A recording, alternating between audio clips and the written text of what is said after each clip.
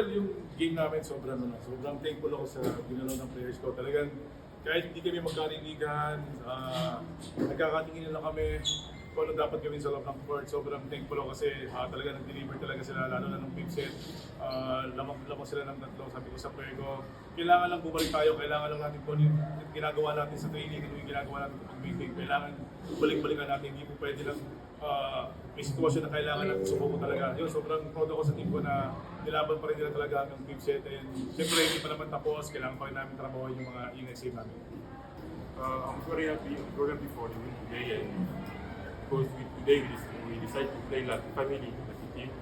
So it worked for us. So at the same time, we back to training, then work for the family and game.